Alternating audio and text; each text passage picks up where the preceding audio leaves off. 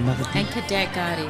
Cadet Gotti. Everyone has a unique gift, and Mike and Diana, host of the One Life podcast, believe that most people don't know how to use their gifts or what they are. Mike and Diana want you to see things from a different perspective and be true to yourself. And so the One what's Life podcast unites the world through art, protocol? fashion, music, Civil and film. It inspires, motivates, and creates positive energy, love, and compassion to all communities, and creates an equal playing field for all. On the One Life podcast, they cover topics like building relationships, overcoming adversity, habits of healthy people, and much, much more. We only have one life to live. Be yourself and live your truth. Add the One Life podcast to your playlist. That's the number one. I'll just double check. 1NELife. Available on Spotify, Amazon Music, Apple Podcasts, and your favorite podcast platforms. All right, y'all, welcome back to the One Life podcast. I am Mike MIC Reed, and as always, I got my co-host Diana Gotti from the AV Wellbeing Coalition, doing it the Gotti way. With the Gotti girls today. With the Gotti girls. We got Cadet Gotti with us today. We got Captain Adams Staley. I told you I'm bad with names, you guys. You guys know I'm bad with names. And then Chief Staley. Yes. Right? Indeed. Hope. You don't go by Chief Hope Staley, or? I typically go by Chief Staley, but Just either's okay. Okay. Well, welcome you guys. Thank you guys for joining us today. Thank How you you so guys much doing? for having us. Oh, man, it's our pleasure. Yeah. So let's just get into it because we already talked about the community stuff. Yes. Let's just get into it. Tell us a little bit about what you guys do. That was a hard stop.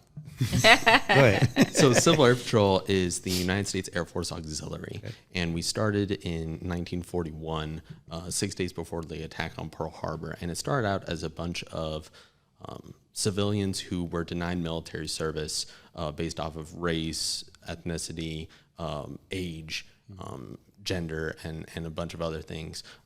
But the military leaders at the time, some of the military leaders at the time saw a gap in our national security, and they said, we're not going to divert resources from the war effort that's coming, but what we are going to do is take this group of people who want to serve, and we're going to make them a patrolling unit for the United States. And so back then we did patrols looking for enemy submarines, and we also did a lot of search and rescue.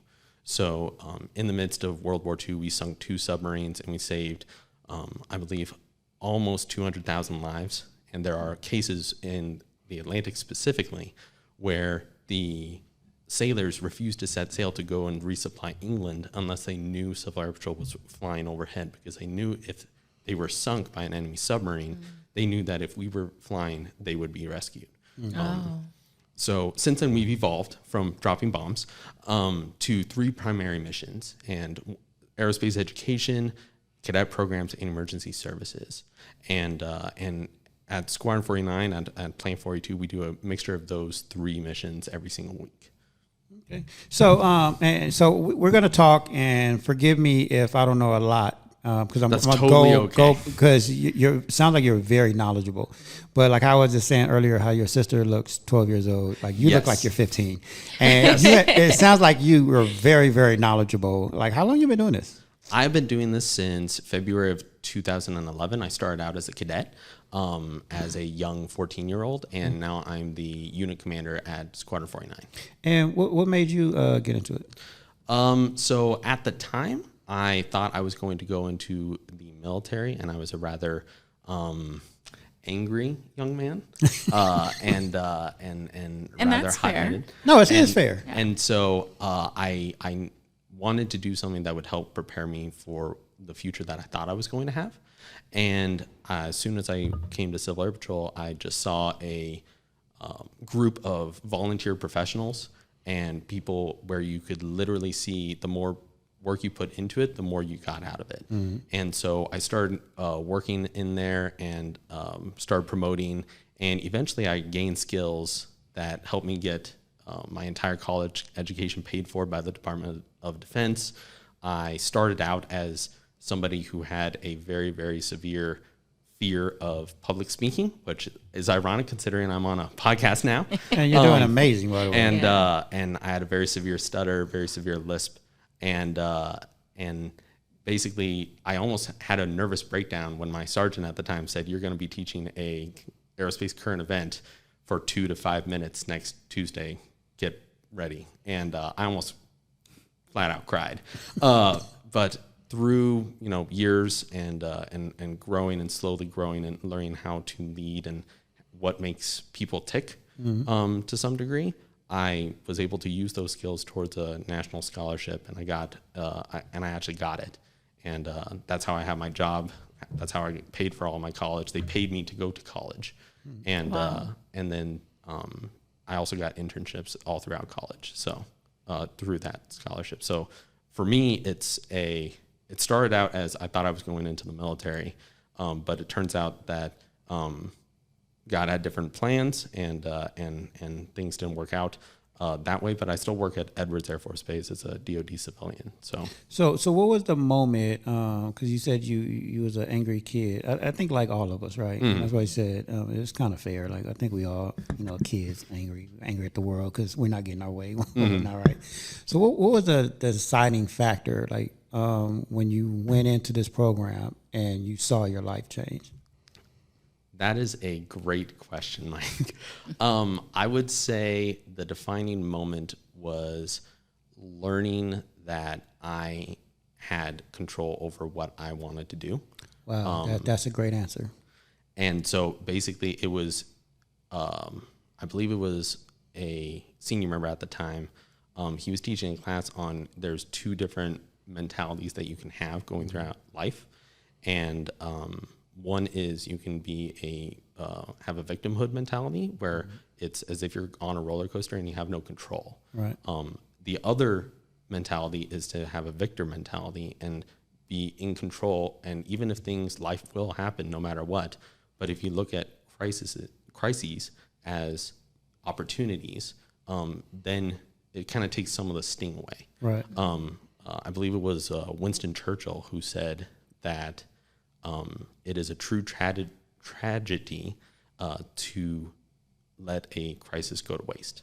So that realizing that even as a 14, 15-year-old kid at the time, I had the ability to change what I wanted to do and how I interpreted the world, from everyone's out to get me to, you know what, there are jerks out there and they might very well be out to get me, but I have no control over that. All I can control is my sphere of influence and myself. Well, congratulations on that, because it's a lot of kids, especially at that age, don't realize that. Yeah. Because you are responsible for your happiness. You are responsible for what happens to you. You are responsible for how your life is going to turn out. And most adults still don't even know that. Yes. Yeah. So congrats on that, man. That's it's admiring. Yeah, and ever since that moment, I have seen the value of seeing batch after batch of kids go through Squadron 49 and see them start out as very, very shy and timid. I can't even get them to speak to me initially. To they're going to speech competitions. They've got a full ride scholarship. They are going. I have one cadet who just got accepted into a flight academy on a full ride scholarship, and he's going to get his pilot's license for free, basically. Wow, that's which is really, really cool. And he's 17 years old. That ain't cheap. Yeah, that is not cheap. And seeing those opportunities come just by you put in the work, you put in the effort, and you decided to go out and do this. Right. And that's why I've predominantly stayed, is because it changed my life. I want to facilitate it changing other people's lives as well. And ma'am. Chief Staley? Chief Staley. It's okay. Did you know He's like, ma'am. So, I mean, how did you get onto this?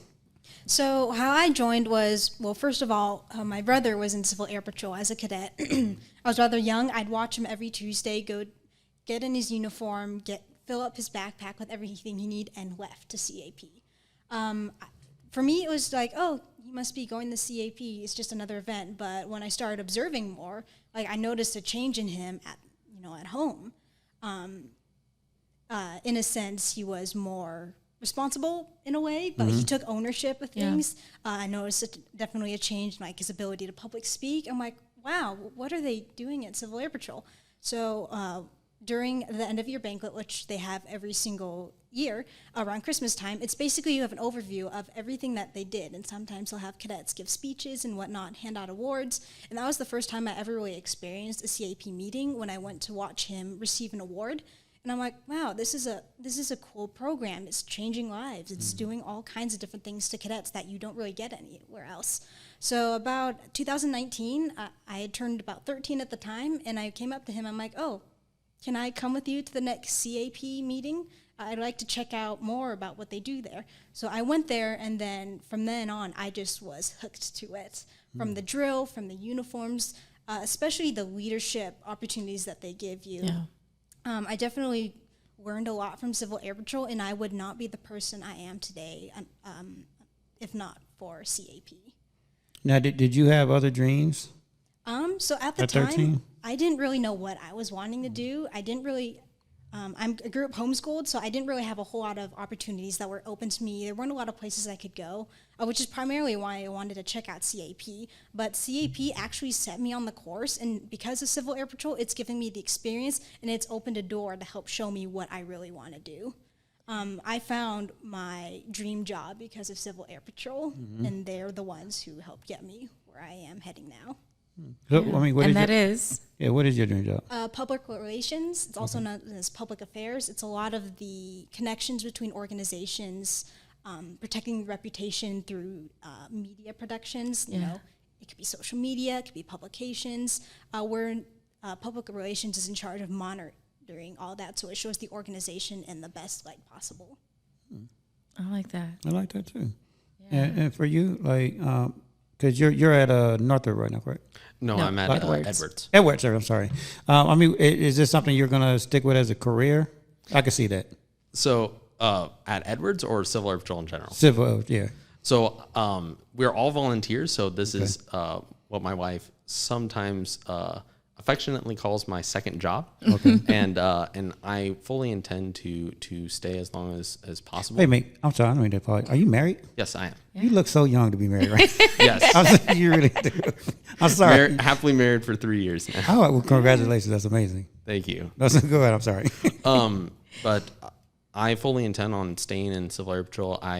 It's given me so many unique opportunities, and it's still giving me unique opportunities to lead and learn how to lead in different circumstances. And it's a every week is a new leadership challenge. Some positive, some not so fun. There are ups and downs, like with anything. Right. But it's given me such unique opportunities and given me such growth that I want to continue to see it give other people growth and facilitate. From my perspective, it's kind of evolved from I started with Civil Air Patrol thinking that this is a gateway to help me get what I want, which to some degree it is. But I have kind of changed my mindset to now this is an opportunity and an open door to maximize my impact on future American leaders. That's right. I love that. Yeah. And I think your story is so amazing that you're going to make a huge difference in a lot of our youth lives. I mean, he already is. I mean, yeah. I cannot take full credit. I have an amazing staff. Most of the time, it is the cadet cadre, like Chief Staley and some of her other contemporaries who are mostly doing the hands-on things with cadets. I half jokingly tell the cadets that I'm there to facilitate all that. I'm there to do the paperwork. I'm there to make sure I'm there to fertilize the ground. They're in charge of growing. Right. But I mean, think about this. Your own sister saw the growth in you and the change. Yeah. And that's what I mean. Just by, and I get it, you have a team and you have a great team, but just your story alone, like that, when people, especially with our youth nowadays, when someone can relate to you because of what they might be going through and they see what you've become, like your sister, like that's amazing. Just that simple part is amazing. And it's an incredible organization of volunteer professionals because like I said, we're all volunteers. And when you have a nationwide organization of 60,000 people who are there, not because they're paid, not because they have nothing better to do on a Tuesday night, not because they really want to wake up to an emergency beacon from a downed aircraft at 3 a.m. in the morning. They're there because they want to be there. And when you're surrounded by people who are there because they want to make themselves better. They want to make other people better. They want to make their community and nation better.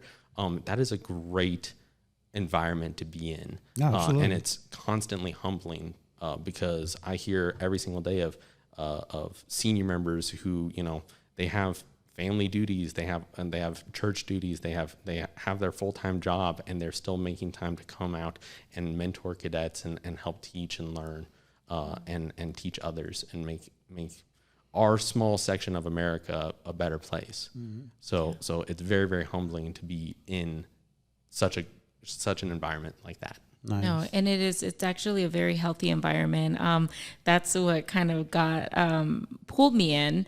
You do hear kind of like military or, kids think what boot camp. Someone's going to be yelling at me. Honestly, I really want to just applaud you for that. The way you communicate with these kids, I think you allow them to be heard and seen. And I think that's why I recommend it so much. And even from some of the cadets that we have recommended, they say, I'm so thankful that I found something like this. The program that you have, it's amazing. And of course, the highlight of that is you get to fly, guys. I know for Melody, I know she was kind of like a little hesitant. Were you a little hesitant right at first? She didn't know what she was expecting. And after the first meeting, right? She was like, Mom, I'm all in. Like, I really, really like this. And she's really enjoyed it. And, thank you for that. And that's why I kind of wanted to have you guys on. Not only that, but to tell our community that this exists, guys. This is happening. Not only that, but it's affordable. It's affordable, so families can give this to even, there's some siblings on there, because a lot of like sports, right? It gets very expensive after a while, but this really allows so many life experiences, life skills. So, thank you for what you do. You're very welcome. I really appreciate that. One of my mentors says that the two main things is the responsibility of leaders to make sure that your people feel loved and make sure that everyone wants to feel loved and everyone wants to have a sense of purpose in their life. Yeah. So if you can, and it's up to the leader to make sure that people feel appreciated and people are being the best person that they can be.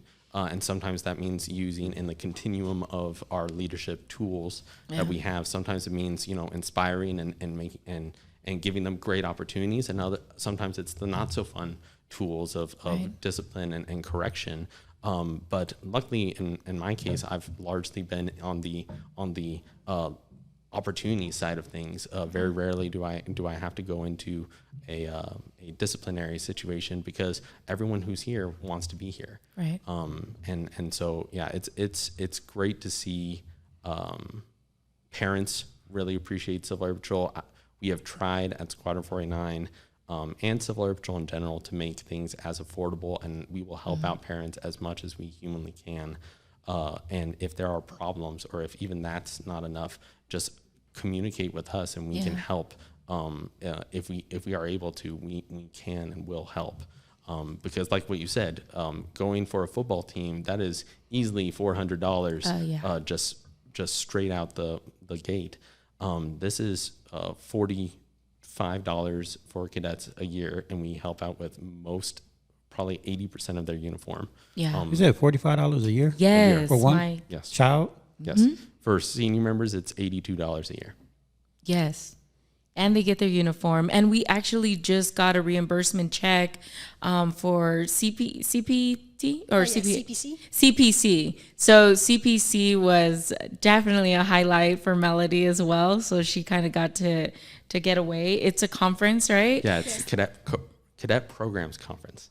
And that's, of course, Mike was teasing me because I did cry. It was something that I had never let Melody leave. My mama cried on the show because she left that weekend. I was like, it's okay. She's going to be back Monday. Yeah, I got a little emotional because, we're kind of like little helicopter parents, and it was a little hard to kind of let her go. She was like, I'm out. Bye. See you later. She really didn't call me much, and I was kind of kind of a little butthurt, I can say, but I knew she was in good hands. And just when she got back, right, Mel's? Can you share a little bit of experience about that? What did you get to experience there? There in the mornings you go to general assemblies, which they kind of tell you what's happening and like what it's about, and it's really cool because they make it fun. It's not just there for military or whatever. They like make you want to go to the general assemblies. They make you want to like go to your classes during the days, and they have like a fair or a dance at the end of it, which also makes you more excited to be there. And they really have cool classes there. You could do like arts and crafts or dance or maybe even like how to teach a class. There, you really could do what you want in there. It's not just focused on the military or CAP. Oh, that's good. Yeah. So let me ask you a question. Let me go back. So when your first meeting you went to, what was it? Your mom mentioned that you was hooked after that first meeting. What was it about that meeting that grabbed your attention? Maybe the classes, because you really learn something new every time you go. They don't focus on one thing every meeting. Okay. So it's kind of like a surprise every Tuesday. Okay. So are you a part of the classes or? On occasion I am. I sometimes I wish I could teach more, but oftentimes this is a cadet-led organization. So mostly the senior members are there to mentor and observe and to oversee. But the actual people who are actually doing the classes most of the time are the cadets. So which gives them public speaking experience, which gives them leadership experience, research, and lets them really learn how to excel in a public speaking domain. So it's kind of like their peers are teaching each other. Exactly. Wow, that's amazing. That's a great model, actually. Exactly. And on the note of the Cadet Programs Conference, that is an outstanding activity that was actually the brainchild of cadets. So once again, this is a cadet-led organization. So a bunch of cadets said, we want something that's more or that's less military-like, that's something that's fun, that gives us unique opportunities, let's all go out and see what Civil Air Patrol has to offer and other things have to offer. Let's get other organizations inside here. And that started out as cadets coming together and saying, we need an activity like this. And they actually went out and figured out and did it. All the senior members basically did was handle the budget and figure out the logistics of it. But it was the brainchild of cadets. It wasn't the senior members thinking, we really need a fun activity here. It was the cadets using their voice and saying, we want this to happen, and they went out and did it. I love that. I love that business model. And I can see why it was fun now.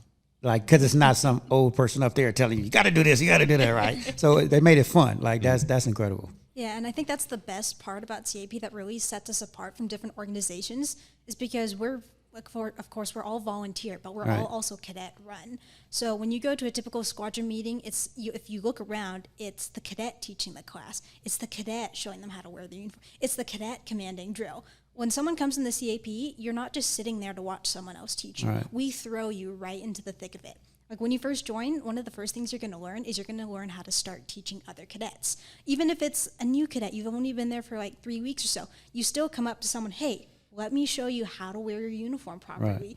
Right. We'll also make you command a flight. You can be out there teaching drill of about 15 different cadets. We'll put you as the public affairs officer or the recruitment and retention officer of the squadron. You can be 12 years old, and we can be showing you these different opportunities to take responsibility and to kind of really grow your leadership experience. They're very small things sometimes. A lot of cadets just tend to see them very small, but really we're building up a lot. And I know for me, when I first joined, like I noticed there's a big change in the little things that I did.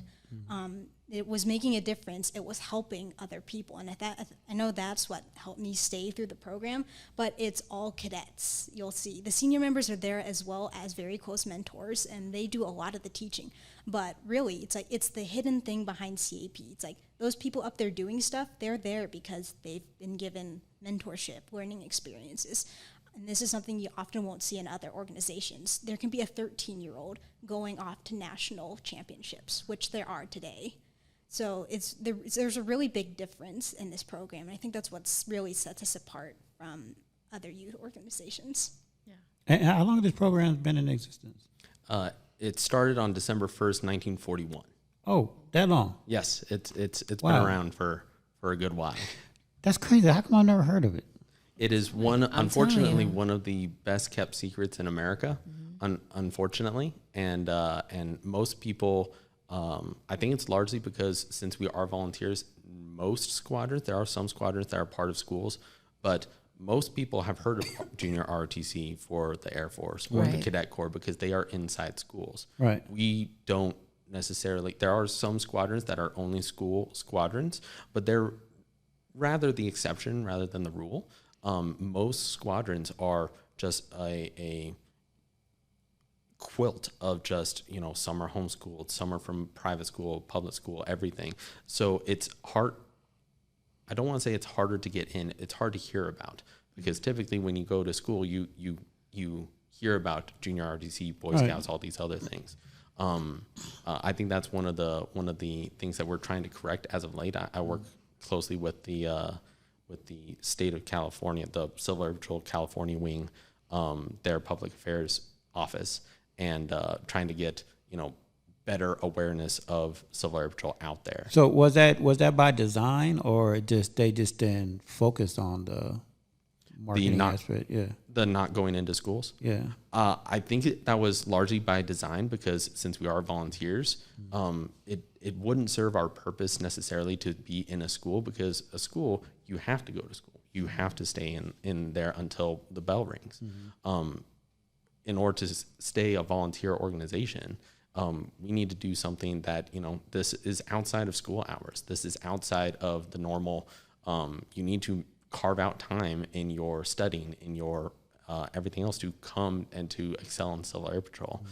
So I think it's largely by design, but I think we didn't think about the secondary effects of not at least publicly going into schools, or at least putting up posters or doing something like that. We don't necessarily need to operate in schools, right?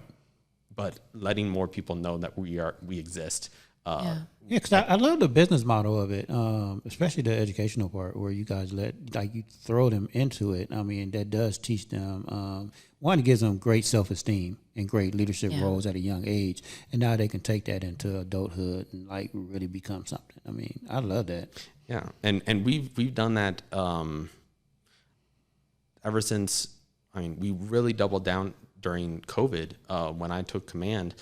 It was 2 months into the pandemic, and I took over the squadron, and it was, what are we going to do? We can't do the things that we normally do.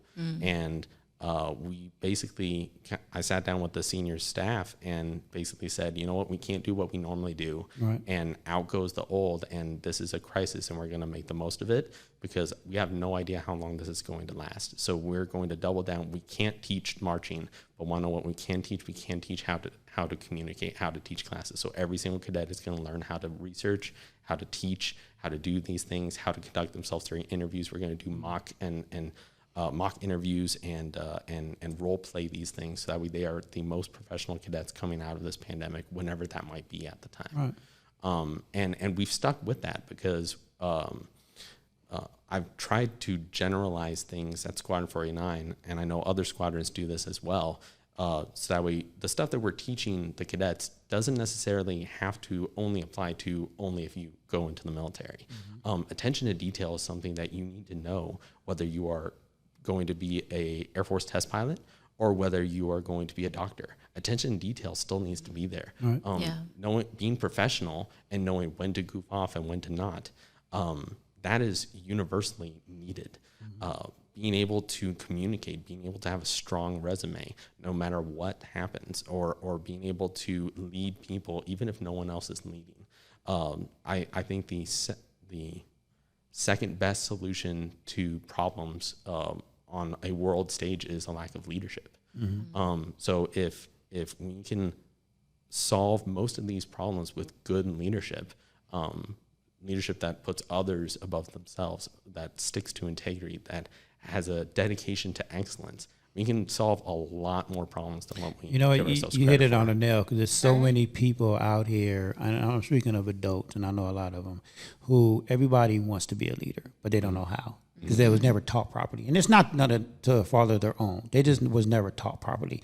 They just saw, all these leaders, I want to be this entrepreneur, I want to do this and that, but they wasn't taught properly. So they're not good leaders. They're actually causing more harm than anything.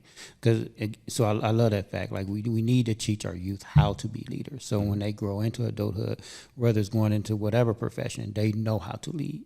Yeah, and the way that we start that off is you need to lead yourself. Don't expect to lead somebody else if you can't lead yourself. So, let's start with you. Let's start to make sure that you're doing the work that you need to be putting in. And then from there, let's start expanding your sphere of influence. You don't need to, leadership does not mean that you're the person on top. Right.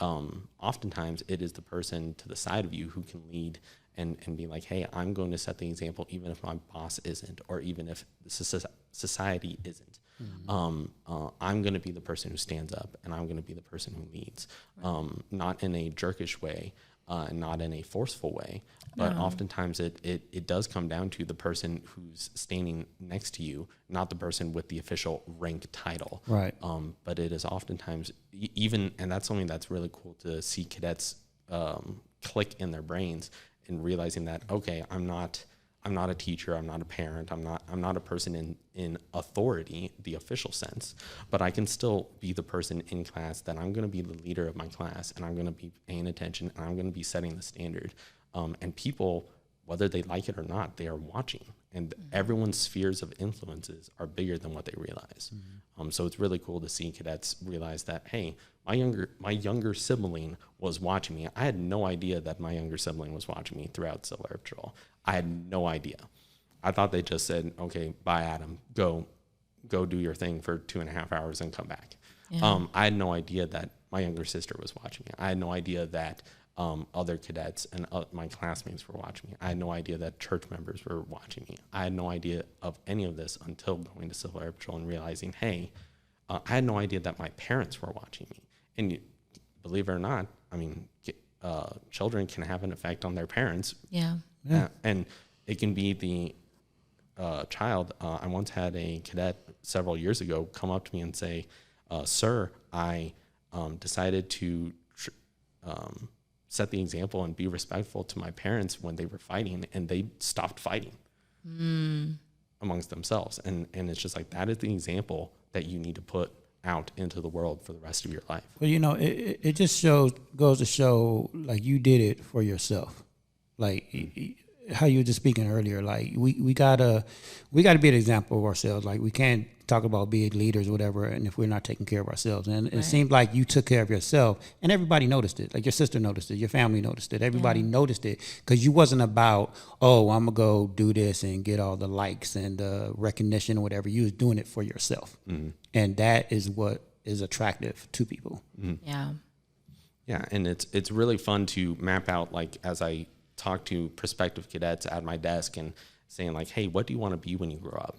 And some of them want to be an actor, some of them want to be a doctor, some of them want to be a test pilot, some of them want to go into the military or do something else. And I can literally, just from them knowing where they want to go, I can map out and say, okay, Civil Air Patrol can help you get there. If you put in the work, we can help you get there, and at least give you the skills to make you more competitive in that field. It's not a guarantee, but we can sharpen you so that way you look head and shoulders above everybody else by the time you graduate high school and are going for that job.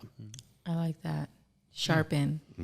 Yeah, it's highlight what they have, you know what I mean, and be able to give them those life skills that they might need. Exactly, and everybody has different skills, and it's kind of like those video games where you see some people are high in intelligence but low in strength, or so vice versa, or whatever it is. And it's just showing that, like, hey, you don't need to be the best in this, but you do need to develop this skill. There are some cadets where I need to tell them to tone down the drill sergeant. There are other cadets, and I place them in a different position so that way they tone it down, and that is the nature of that position. Yeah. There are other cadets where you need to get your voice, and you need to be able to say, no, this is not right, and this is not up to standard, and that is your job to uphold the standard. So you need to be able to say, no, this is not right. And I put them in that position, and that might not be their forte, but at least it goes from And it still might not be their forte when they leave Civil Air Patrol, but at least they've learned a little bit of that skill of being like, hey, I need to know how to, at least, I might not be the best communicator, but I'll be good enough. Or I might not be the best at being aggressive or being a stickler. But sometimes there are times where you need to be a stickler. There are other times when you need to dial it back. Leadership is a system of dials, not switches. Right. It's so true. Yeah, no, I love it. And, you know, I'm sitting here looking at Chief Staley. All these badges you have, are they called badges? Or Yes, this is a badge. This is known as a ribbon. Ribbons, Ribbons. okay. I'm noticing all these ribbons. So what are they? Talk about that. So a lot of these, this is what happens when you progress more in the program. Each promotion, you'll receive a ribbon. And you can kind of see they all build on each other. Like this is an airman. Okay. And it moves up all the way up to chief, which is what I am now. Okay. A couple of them are awards. Maybe you'll go to an event and you'll receive a ribbon for participating and completing it. Others, it may be for work that you've done towards the program. But all of them, really, it's kind of a map, so to say. That's what I've heard a lot of cadets refer to it as. All these ribbons you earn show proof of your dedication in the program, what you've done. And you get to proudly wear it on your uniform. And others will look at your ribbons and think to yourselves, that's where I want to go. That's what I want to do in the program. So in a general sense, the ribbons are for recognition to show what rank you are. But how I like to see it, what these ribbons are and how you earn it is everything mapped out in your cadet development and in your life. So. And it's also inspiring to younger cadets where they might only have 2 of those ribbons, but they see that person with a chest full of ribbons. They went through the same thing. They have the same ribbon that I do. Yeah. And they went through the same steps that I'm going through. And they struggled with this, or they probably struggled with, much like this podcast is trying to highlight, is that, you know, the well-worn path, to some, I mean, everyone has struggled along this path, right? Even if it's well worn. So that's kind of a similar thing to people of lower grade in Civil Air Patrol. They can look and say, hey, I have that ribbon. I don't have all those, but I know at least you went through the same thing that I did. Right. And I know when I first joined, one of my mentors at the time, he was my first sergeant of the squadron.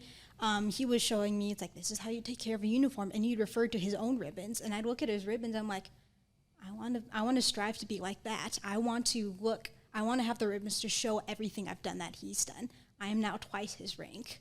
So it's really inspiring from the start. You see these people in uniforms. You see these people doing drill. Yeah. Everyone in CAP, you'll see, are there because they want to be there. They want to strive for something more. And really, everything you'll see in CAP is really focused towards the others and showing them a path you can go down. Like, we can show you how to be better person in a way. And from the beginning, cadets are taught the importance of humbleness. They aren't going to come in and be like, I'm a sergeant, I get to yell at people. No, that's not it. You have a path to walk, everyone else does. And we'll often show you how to walk that path. We'll show you how to get to where you're going. And like he said, from the beginning, they'll see where you want to go. Now let's help you take the steps to get you to where you want to go. Now, what's your next rank? My next rank is Chief again. Chief has 2 promotions in order to get there. So I'm on first Chief right now. Okay. After that, I become what's known as a cadet officer, in which case will be cadet second lieutenant. Okay, and then is captain after that, after lieutenant? Or sergeant? First lieutenant. Yes. First lieutenant, okay. Yeah. Oh, so you got Goes levels. second lieutenant, first lieutenant, captain, major, lieutenant colonel, then cadet colonel. Okay.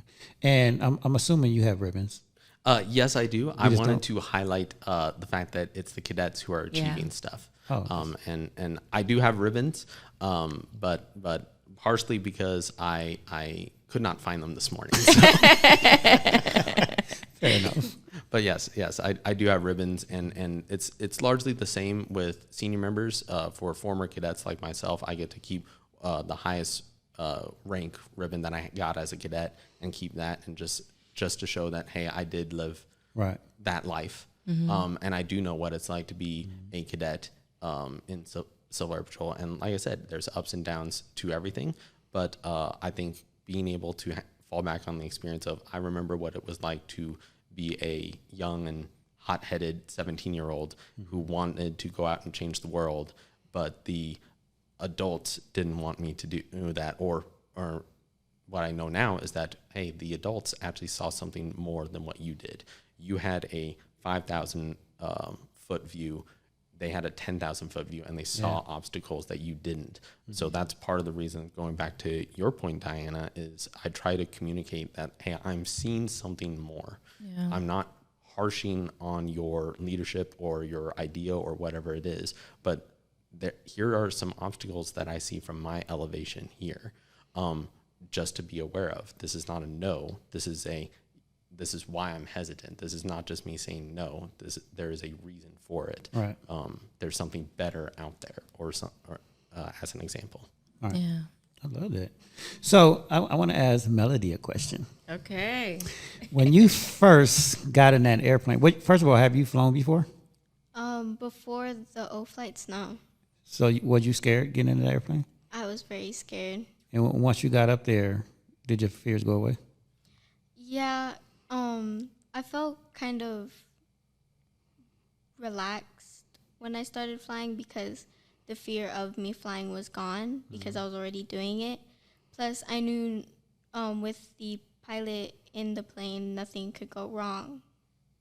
So, and he even reassured me, saying that like nothing could go wrong, and that just in case if something does, that he could also take control of the wheel. Right.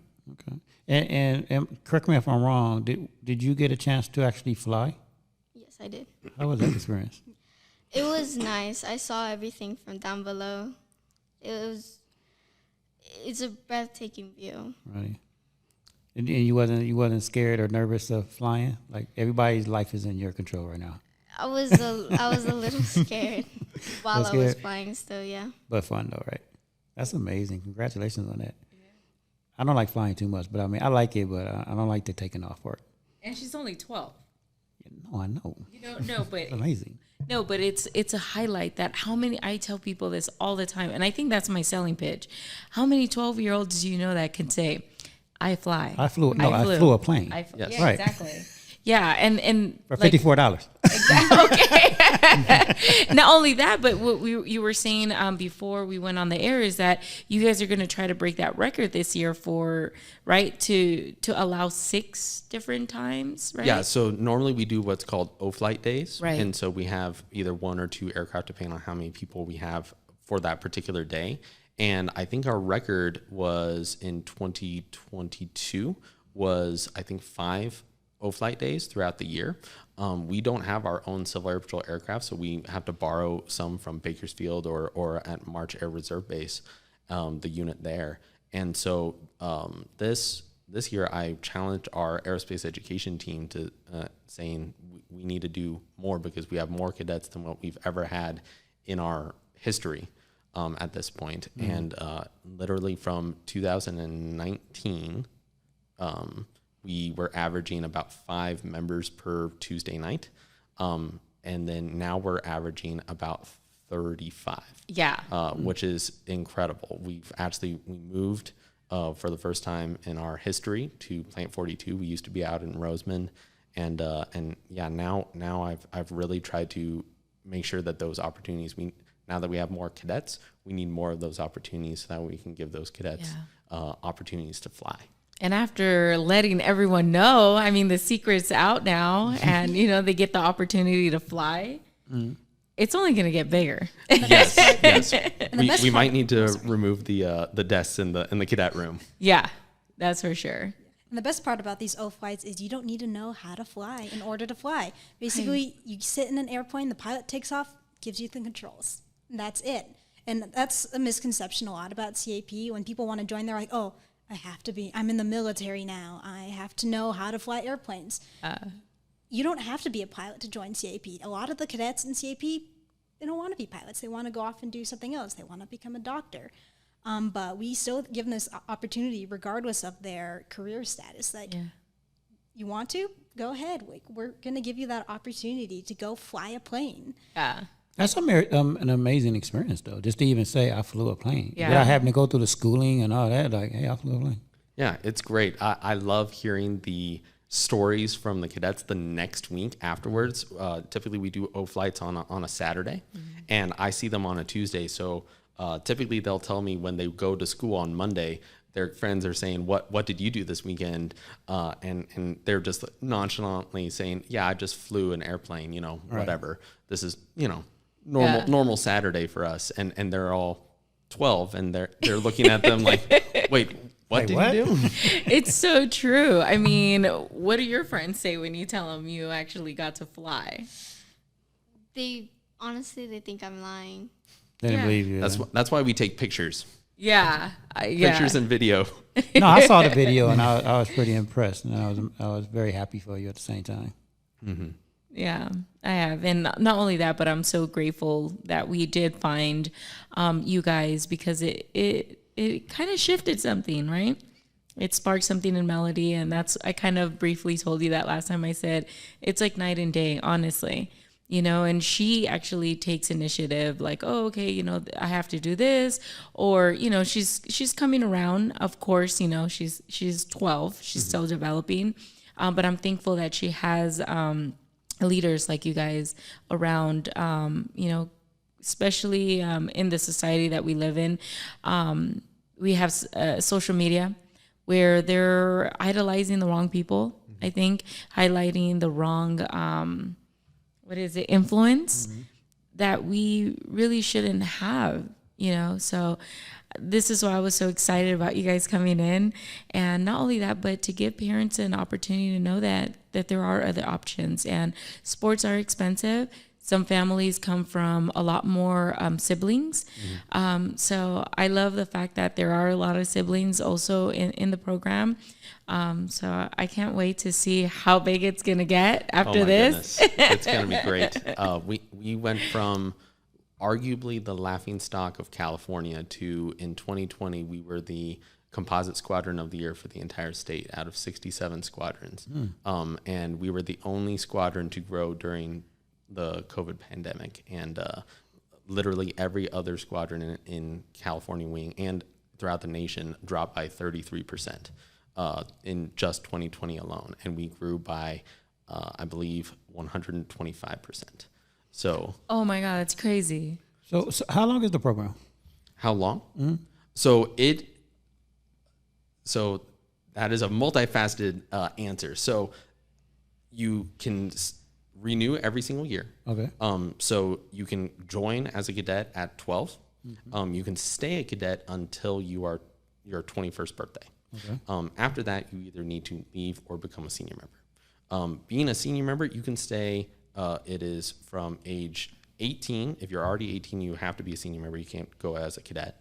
Or on to infinity, basically. Up until 3 years ago, we had a World War II veteran in our squadron until he passed away. And he literally had half of his head missing from a grenade from Nazis. And he was still there. He was still kicking, and he had a lot of very interesting stories. But part of his head, the first quarter of his head was dented in. And he was just like, no, I'm still gonna stay here. And I used to drive him to the squadron meetings when he was unable to drive himself, and it was really, really cool just kind of picking his brain about that generation and what it was like. And we've had several other members of just Squadron 49 in particular who there was one who joined in 1952, so 11 years after the birth of Civil Air Patrol. So he was in for 65 years at the time. Oh wow! My God! So it's a year. It's not even a year. It's yearly, and it's yearly. So when someone joins, let's say like Melody, right? What's the commitment? Like, does she have to go every week, twice a month? Like, what is it? So we have a weekly meeting on Tuesday nights, unless there's a holiday, or we typically take the last couple of weeks of December off. But generally, I tell all the cadets that if you join for the year, and if specifically your parents paid the $45 for you to join, stay for the entire year. If you don't like Civil Air Patrol, don't renew. But somebody else paid $45 to get you in here. So make it worth their investment. Somebody is investing in you to actually do this. if it's your own money, you do what you want. If you don't like it, you don't have to come back. But I always tell cadets and also senior members, if you don't want to be here, I don't want you here. Right. Yeah. So you will definitely get the most out of it if you are coming to every squadron meeting that you can, and if you are promoting. And I don't force cadets to promote. They promote at their own rate. So if they want to do it, they go out and go and do the studying, and they do the testing, and they prepare for the tests. I don't force them to do it. We don't devote hardly any time of the squadron meetings to directly prepare them for their tests. We try to prepare them for some aspects, like the marching and the drill tests, but the rest of it, the reading, all the online tests, they have to do themselves, which shows that you actually want this. I don't want to just push cadets through a promotion cycle if they don't want it and they're not ready. Right. So ultimately, the best way to get the most out of Civil Air Patrol is to come to squadron meetings, promote regularly, because it's kind of like staying in the same grade for 4 years in a row in school. Things will get very monotonous after a while.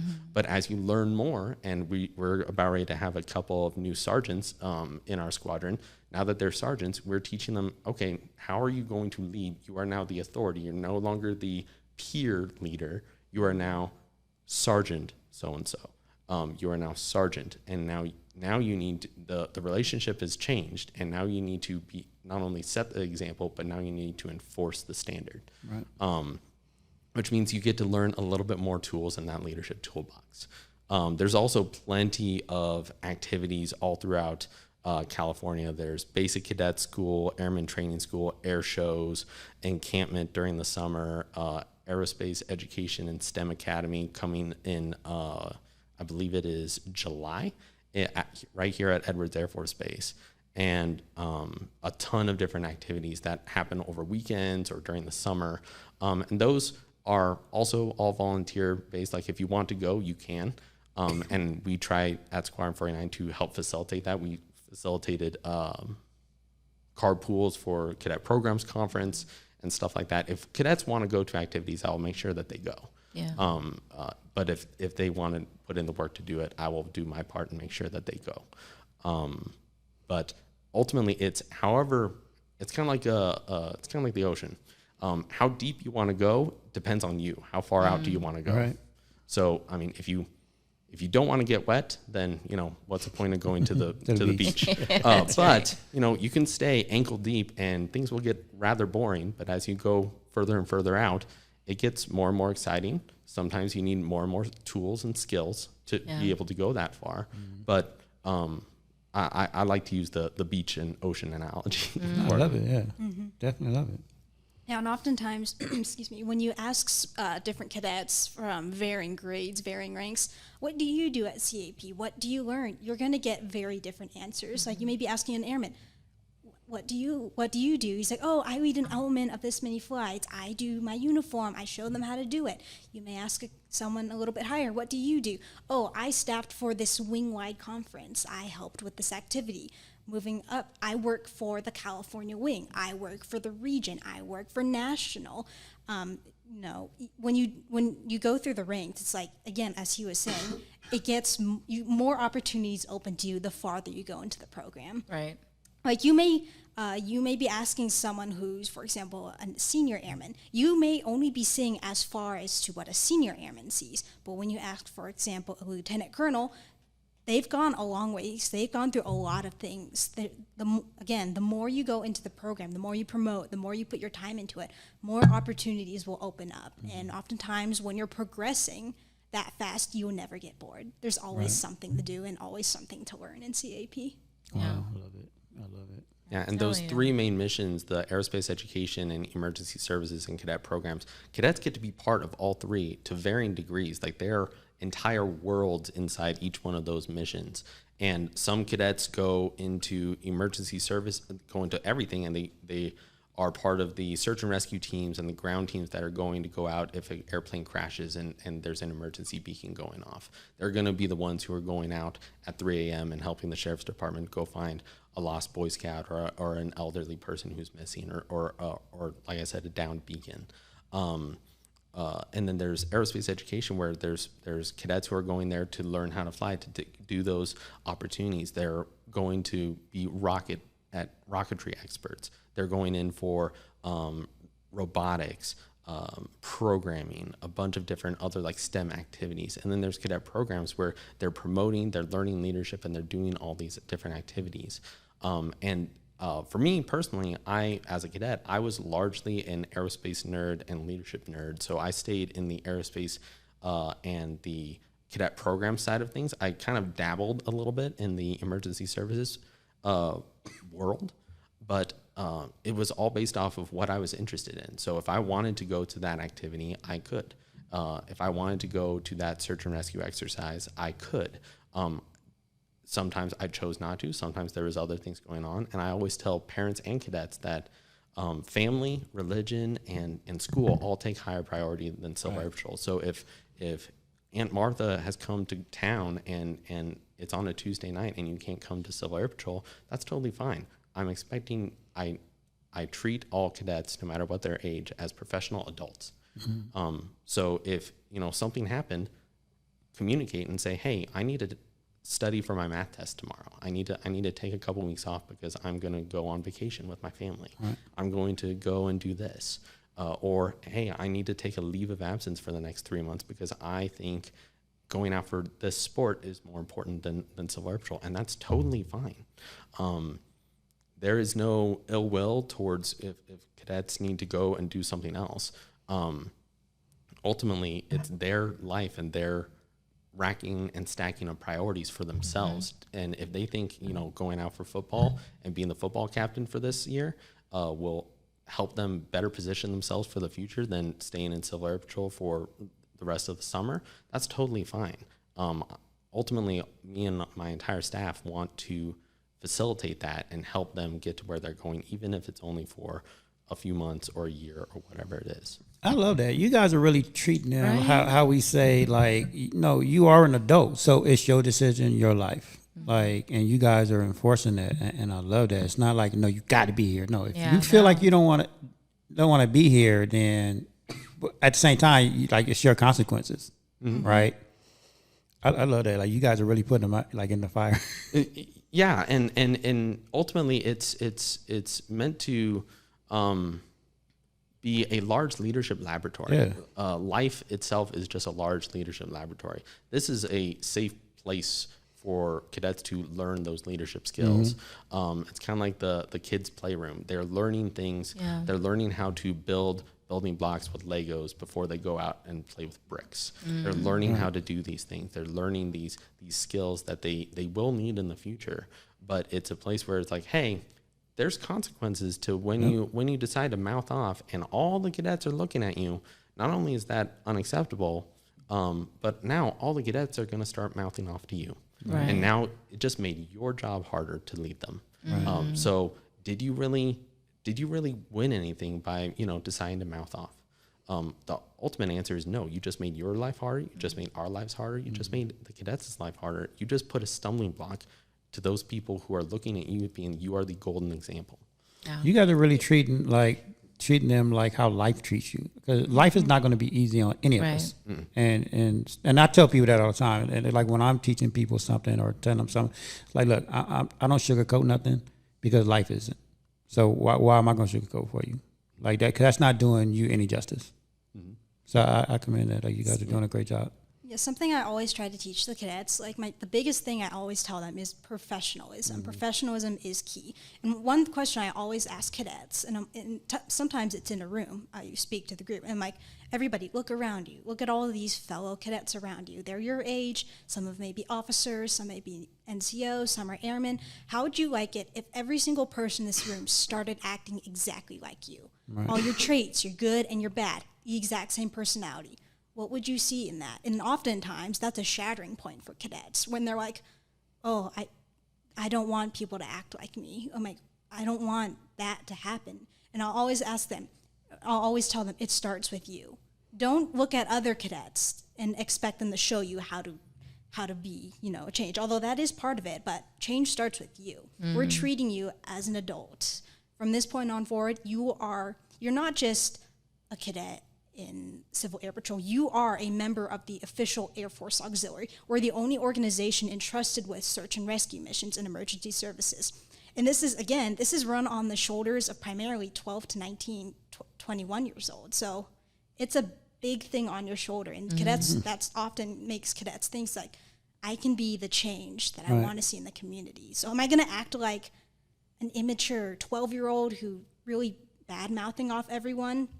No, you are the Air Force Auxiliary. You are a volunteer, but you're still associated with the brilliant Air Force. Right. And that really puts things into perspective for the cadets. It's like, I can be the change that affects people around me. I love that. Yeah. And that's why I love them. Well, you know, Diana is your biggest supporter. Like she's constantly talking about you guys. Yes, it's been really cool. I saw the social media posts when Melody was getting her O flights. Unfortunately, I couldn't go that day, but it was really cool seeing parents and partnership with parents. That's one of my main priorities as commander. Unfortunately, when I first joined, there wasn't as many partnerships with parents. It was largely, hey, you drop off your kid, we teach them whatever we want to teach them, you pick them up and you go home. And very, very minimal communication. I've tried my best to change that and really try to partner with parents. I like to tell potential parents of cadets when they come to my desk that we're one of the very few youth organizations left in America where we actually want parental involvement, and we welcome parental feedback and parental partnerships. We want to help take your child to wherever they want to go, and we want to help partner with the parents and help them raise the future American leaders that we desperately need. Oh, you guys are doing it. You guys are doing an amazing job, and I appreciate it. Yeah, thank you. I appreciate what you guys are doing for this community. Yeah. It's awesome. It's been a great journey for Squadron 49. We have definitely been through ups and downs, but now we have gone from the laughing stock, like I said, or seeming laughing stock, to now my boss is calling us the powerhouse, one of the powerhouses of the state.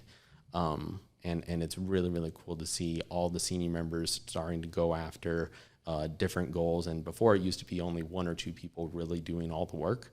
Now it's a full-fledged staff of everyone just going full afterburner.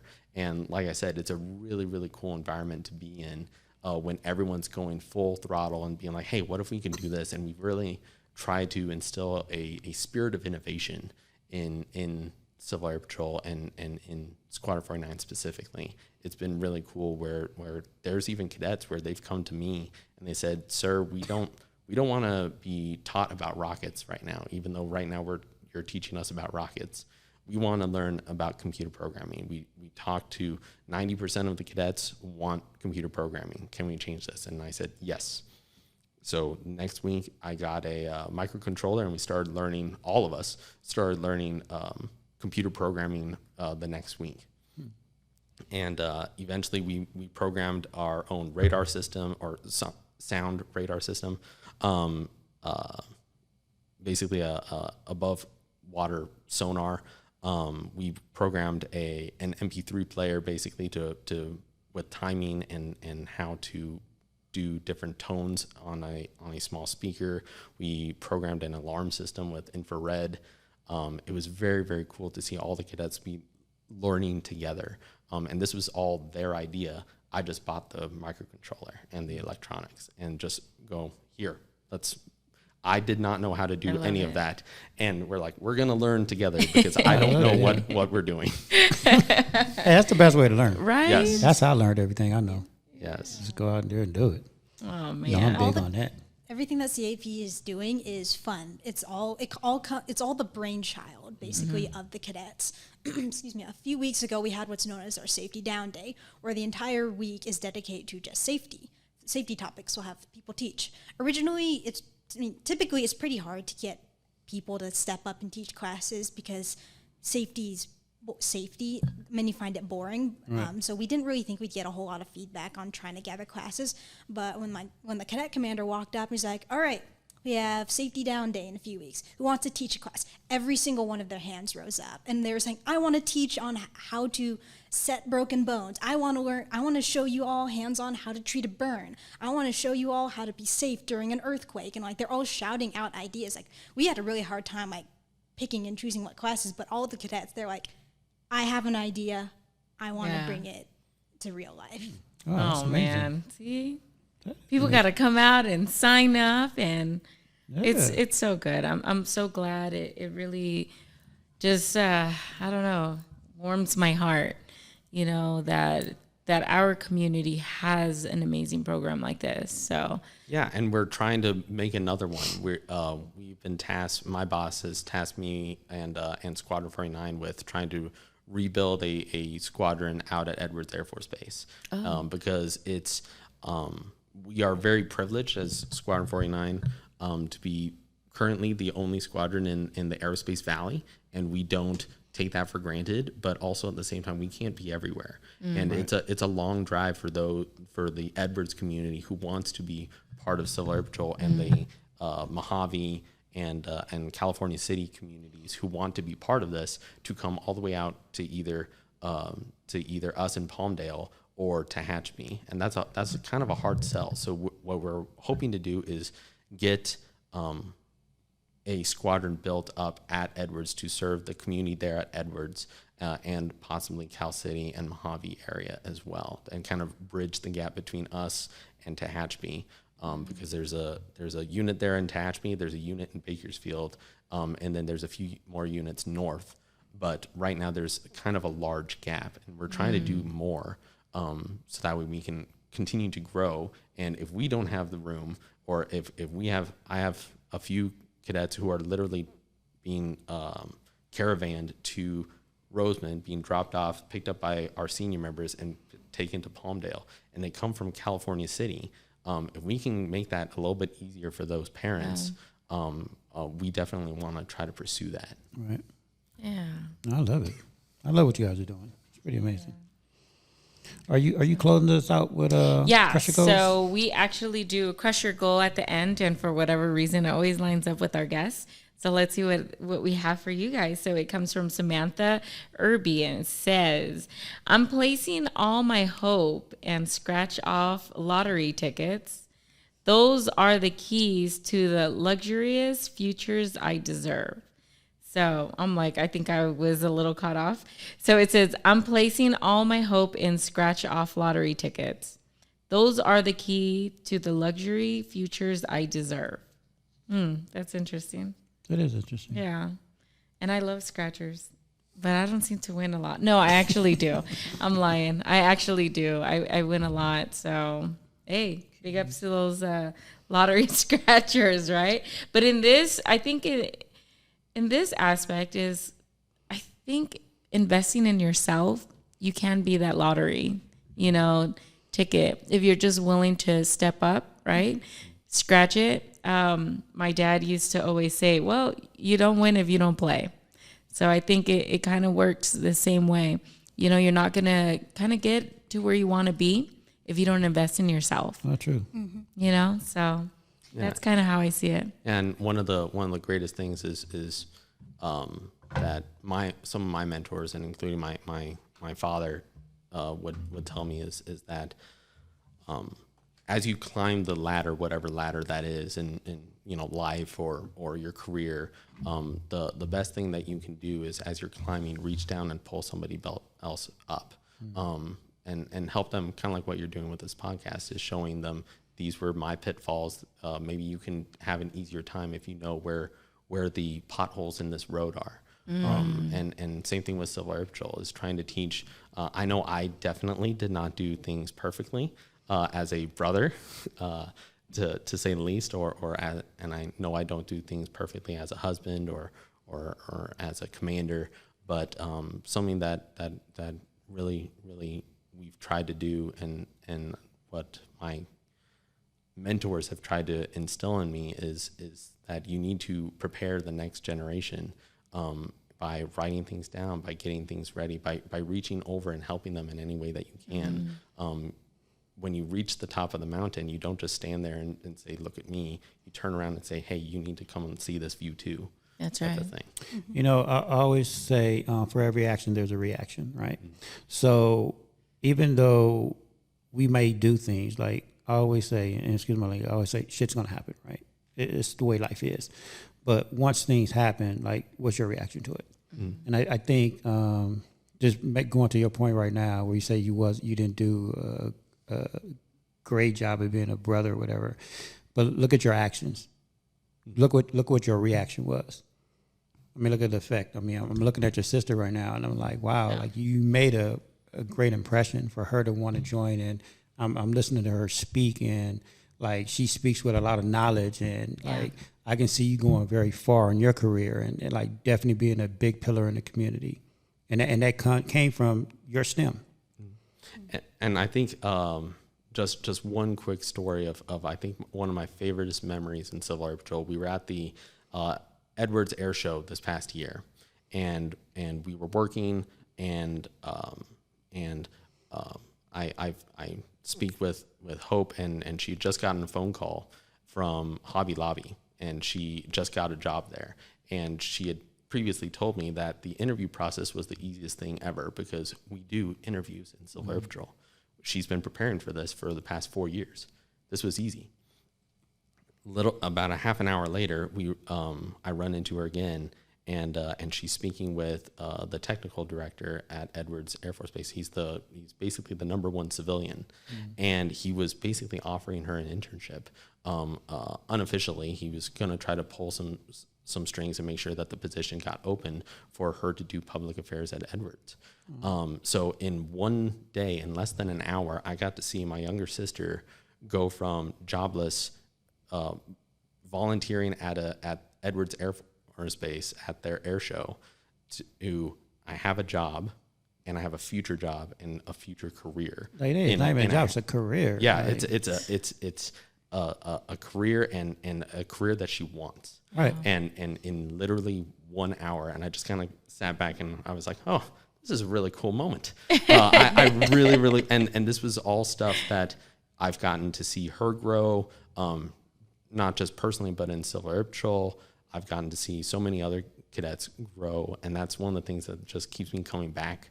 That's just so fun. Yeah. And it's every individual is sometimes a challenge in one way or another, and every single individual is a joy in one way or another, and it's all an individual puzzle to try to get them where they want to go. And just seeing in one full moment where she went from no jobs to 2 jobs and a career, future career. I thought that was really cool. It was a very proud, cool, big brother moment. As you should, 100%, as you should. So you've been dropping a lot of knowledge all day here. But what would you leave the young kids? Like, what type of message would you want to leave them? That is a great question, Mike. I would say choose to take extreme ownership of your life. So you can choose to see things as people are out to get me or life stacked up against me. There's, we have all the isms and schisms of racism and all these other, things that you can genuinely blame for all or many of your problems. However, you could choose to take ownership. Why does that person not like you? Well, maybe it's because I call him out on, whatever he's doing. You're not playing the game.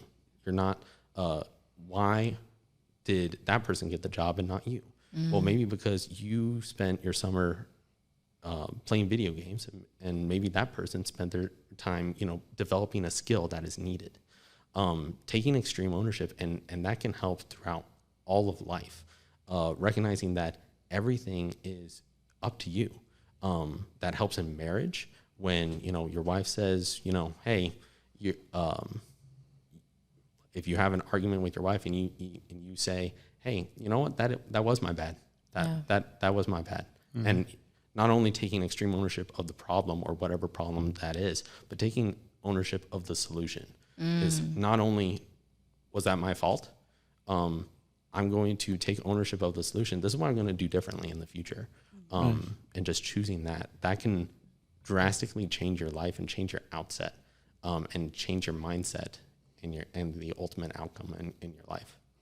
Oh, I love that. Yeah. Chief Staley? And I think another really big key factor to success in anything is humbleness. And this is something we really like to tell cadets from the start. It's like, you're not all that. You're not the only person in the world. You are another cadet. You're 1 in 7 billion people. And like, I had my boss, so to say, he came up to me one time and he's like, you know what you remind me of? It's like, your motto would be breaking people down in order to build them up. And like, when you're doing things in life, you're not all that. You're not going to just step in and say, okay, I can do this. Be humble. There are always going to be people above you. Listen to what they have to say. You're going to make mistakes. Don't be like, oh, I made a mistake. The world's not against you. Learn from those mistakes. They will help show you something that you can take from it and you can do better next time. Be humble. I've met a 12-year-old Airman Basic who was more humble than a 21-year-old cadet colonel. It's really the mindset you choose when you take things. Am I going to be all cocky, confident in what I'm doing, or are you going to sit back, let others teach you?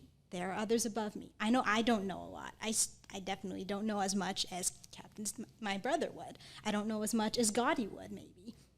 There are many things you don't know, and it's always up to you to make sure you're taking the humbleness. Okay, what can I do to learn this stuff? What can I do to be a better person? And oftentimes you'll notice, like, you'll be recognized for your humbleness.